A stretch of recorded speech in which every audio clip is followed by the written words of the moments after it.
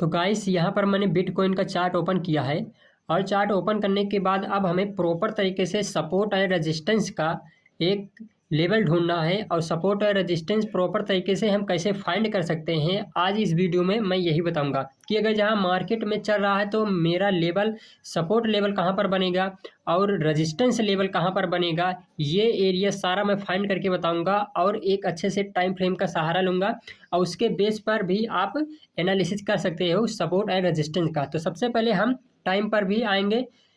तो सपोर्ट और रेजिस्टेंस कितने प्रकार के होते हैं ये आप जान लो। ठीक, अगर जहाँ आप लॉन्ग टाइम पर करते हैं, चाहे जितने लॉन्ग टाइम पर करें उसको कोई भी दिक्कत नहीं है। सपोर्ट रेजिस्टेंस से एक होता है मेन, ठीक, आप इसमें कर सकते हैं। एक मेन सपोर्ट रेजिस्टेंस होता है और एक होता है सेंट्रल सपोर्ट रेजिस्टेंस और एक होता है मिडल। एक होता है मेन हो गया, सेंटर हो गया और एक हो गया लो। ठीक, लो में आप सबसे पहले आप देख सकते हैं कि कौन सा एरिया कहाँ पर मेरा सपोर्ट और रेजिस्टेंस बन रहा है। तो 3 सपोर्ट और रेजिस्टेंस होते हैं। तो आप इसे प्रॉपर तरीके से कैसे फाइंड कर सकते हो इस वीडियो में मैं यही बताऊंगा। ठीक, सबसे पहले हम टाइम फ्रेम का चेंज करेंगे।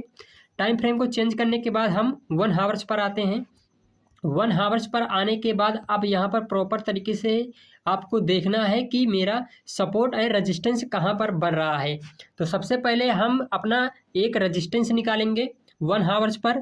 यहाँ पर आप देख सकते हो, अगर जहाँ एक टॉप से दूसरा टॉप कनेक्ट हो रहा है तो वो आपका रेजिस्टेंस बन जाएगा। ये एरिया आप देख सकते हैं। तो ये मेरा एक रेजिस्टेंस बन गया क्योंकि ये एक टॉप से दूसरे टॉप को कनेक्ट कर रहा है। अब हमें सपोर्ट को ढूंढना है। सपोर्ट को हम जब ढूंढते हैं तो सबसे पहले हमें कितने पॉइंट कनेक्टिविटी हो रही है, आप सबसे पहले इसे देखिए। तो अगर जहां आप यहां से कनेक्ट करना चाहोगे तो वो भी आपका सपोर्ट बन रहा है, लेकिन अगर जहां आप यहां से यहां तक कनेक्ट करना चाहोगे तो भी वो आपका एक सपोर्ट एरिया बन रहा है। ठीक, यहाँ से एक कनेक्टिविटी हुई इस वाले एरिया पर, इसका मतलब है कि मेरा डबल टॉप, यहाँ टॉप तो बना लेकिन अब डबल बॉटम बन रहा है ऐसे करके। तो डबल बॉटम बनाने के लिए एक बॉटम से दूसरे बॉटम को कनेक्ट होना चाहिए, तभी ये आपका सपोर्ट बनेगा। तो यहाँ पर आप देख सकते हैं एक सपोर्ट, यहाँ पर एक कनेक्टिविटी हुई, एक लो से दूसरे लो को मैंने कनेक्ट किया है। आप ऐसे भी कर सकते हैं या फिर आप एक बॉटम से दूसरे बॉटम को कनेक्ट कर सकते हैं, वो भी आपका एक सपोर्ट एरिया बन गया। लेकिन अगर जहाँ इस साइड में आप देखोगे यहाँ से यहाँ तक कनेक्ट करोगे तो ये भी आपका एक सपोर्ट का काम कर रहा है। तो सबसे पहले आप सपोर्ट निकाल लिए। ठीक, सपोर्ट निकालने के बाद यहाँ से मैं एक ट्रेड लाइन खींच देता हूँ। चाहे आप बिग का सहारा ले लें, चाहे आप यहाँ से आप बॉडी टू बॉडी मिला सकते हैं या फिर आप बिग टू बिग कर सकते हैं। ठीक, वो आपके ऊपर डिपेंड है। तो आप किसने का सहारा लेना चाहते हैं, चाहे बिग का बिग लो या फिर बॉडी टू बॉडी ले सकते हो, इसमें कोई दिक्कत नहीं है। आपको मेजरमेंट करना है, बस यही समझना। अगर जहाँ बॉडी टू बॉडी कर रहे हो तो बॉडी से बॉडी को कनेक्ट करना, अगर जहाँ बिग से कर रहे हो तो बिग टू बिग से कनेक्ट करना। ठीक, 1 हावर्स पर एक सपोर्ट और रेजिस्टेंस मैंने बना दिया, आप यहाँ पर देख सकते हो ऑलरेडी बहुत ही अच्छी। एक बॉटम से दूसरा बॉटम को कनेक्ट हुआ है और एक टॉप से दूसरा टॉप को कनेक्ट हुआ है। ये मेरा सपोर्ट और रेजिस्टेंस 1 हावर्स पर हो गया है। अब ट्रेड कैसे लगाते हैं इसके बीच में मैं कुछ एरिया बताऊंगा। ठीक, यहाँ से मैं अब आ जाता हूँ 30 मिनट पर। 30 मिनट के टाइम फ्रेम पर अब हम यहाँ पर देखेंगे कि कौन सा बॉटम और कौन सा टॉप एरिया कनेक्ट हो रहा है। तो 1 हावर्स पर और 30 मिनट पर आप देख सकते हैं वो एरिया दोनों बहुत ही अच्छा फाइंड कर रहा है। 1 हावर्स पर जो मैंने कनेक्ट किया था वही एकदम 30 मिनट्स के टाइम फ्रेम पर भी कनेक्ट हो रहा है। इसका मतलब ये है कि जो एरिया यहाँ पर सपोर्ट का बन रहा है वो बहुत ही प्रॉपर तरीके से बहुत ही स्ट्रॉन्ग सपोर्ट एरिया बन रहा है। और यहाँ पर अगर जहाँ हम रजिस्टेंस की बात करें तो एक रजिस्टेंस के टॉप को यहाँ पर यहाँ से यहाँ तक कनेक्टिविटी हो रही है। इसका मतलब जो एरिया ये रजिस्टेंस का बन रहा है, जो एरिया रेजिस्टेंस का बन रहा है वो भी एक बहुत ही सॉलिड रेजिस्टेंस एरिया है। ठीक, तो यहाँ पर 30 मिनट के टाइम फ्रेम पर हम अगर जहाँ एनालिसिस करें और 1 हावर्स पर अगर एनालिसिस करें तो एकदम सपोर्ट एंड रेजिस्टेंस एकदम एक्यूरेट आ रहे हैं। इसका मतलब बहुत ही सपोर्ट एंड रेजिस्टेंस एकदम एक्यूरेट है। एक्यूरेट के बाद बहुत ही सॉलिड बना है। ठीक, अब यहाँ पर हम आते हैं 15 मिनट पर। 15 मिनट पर हम क्लिक किए। 15 मिनट टाइम फ्रेम पर क्लिक करने के बाद अब इसे हम देखेंगे कि जो कनेक्टिविटी 30 मिनट पर हो रहा था ठीक 1 आवर्स पर और 30 मिनट पर जो कनेक्टिविटी हो रही थी अच्छी सी, ठीक जो कनेक्टिविटी हो रही हमारा सपोर्ट एंड रेजिस्टेंस में, तो वही एरिया क्या हमें 15 मिनट के टाइम फ्रेम पर दिखाई दे रहा है। तो हम इसका एनालिसिस करेंगे सबसे पहले, ठीक तो एनालिसिस करने के बाद हम 15 मिनट के टाइम फ्रेम पर आ गए हैं और यहाँ पर हम एरिया को सब फाइंड करेंगे। यहाँ पर थोड़ा सा मैं छोटा करता हूँ। छोटा करने के बाद यहाँ पर देख सकते हैं कि जो हमारा रजिस्टेंस एरिया था, रजिस्टेंस एरिया वो एक टॉप से दूसरे टॉप को एकदम कंटिन्यू कनेक्ट किया है। इसका मतलब ये है कि जो मेरा रजिस्टेंस बन रहा है वो तो 15 मिनट पर और 30 मिनट पर 1 घंटे पर एकदम सॉलिड बना है, एकदम सॉलिड रेजिस्टेंस बना है। इसका मतलब ये बहुत ही सॉलिड एरिया है। अगर जहाँ नेक्स्ट मूव यहाँ तक आएगा तो यहाँ से एरिया नीचे जाने का चांस बढ़ जाए, वो भी रेजिस्टेंस। तो रेजिस्टेंस से पता चल गया है, ठीक पता चलने के बाद अब हमें सपोर्ट एरिया में आना है। सपोर्ट एरिया में आने के बाद यहाँ पर देख सकते हो कि 15 मिनट पर 1 घंटे पर और 30 मिनट पर और 15 मिनट पर, 15 मिनट के टाइम फ्रेम पर यहाँ से यहाँ तक कनेक्टिविटी वो भी एकदम एग्जैक्ट हुई है।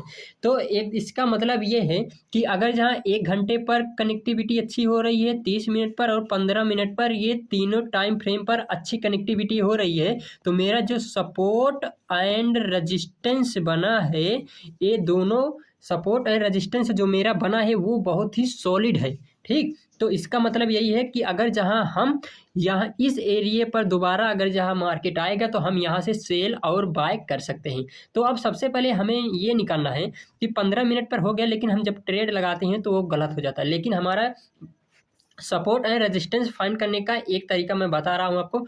अब अगर जहाँ आप 5 मिनट के टाइम फ्रेम पर लगाते हैं, 5 मिनट के टाइम फ्रेम पर अगर जहाँ आप आते हैं और उस पर ट्रेड लगाते हैं, तो सबसे पहले अब ये देखिए कि कहाँ से कहाँ तक 5 मिनट का आप एनालिसिस करोगे। सपोर्ट एंड रेजिस्टेंस 5 मिनट पर कहाँ बन रहा है, ठीक। अगर जहाँ 5 मिनट पर आप ट्रेड लगा रहे हैं तो 5 मिनट पर आपको एनालिसिस करना होगा कि सपोर्ट और रेजिस्टेंस 5 मिनट के टाइम फ्रेम पर कहाँ बन रहा है, ये आपको फाइंड करना होगा। उसके बाद ही आपको ट्रेड लगाना होगा। तो सबसे पहले हम 5 मिनट पर आ गए हैं। 5 मिनट पर आने के बाद अब हम एनालिसिस करेंगे सपोर्ट एंड रेजिस्टेंस का, उसके बाद ही ट्रेड को आप लगाओगे। लेकिन सबसे पहले हम सपोर्ट और रेजिस्टेंस का, हम सबसे पहले रेजिस्टेंस को ढूंढेंगे। तो रेजिस्टेंस एरिया देख सकते हैं कितनी कनेक्टिविटी हो रही है। तो यहाँ से यहाँ तक अगर मैं आ गया हूँ, ये एरिया, ये लाइन को देखिए कितनी बार कनेक्ट किया है, कितनी बार इसको टच किया है।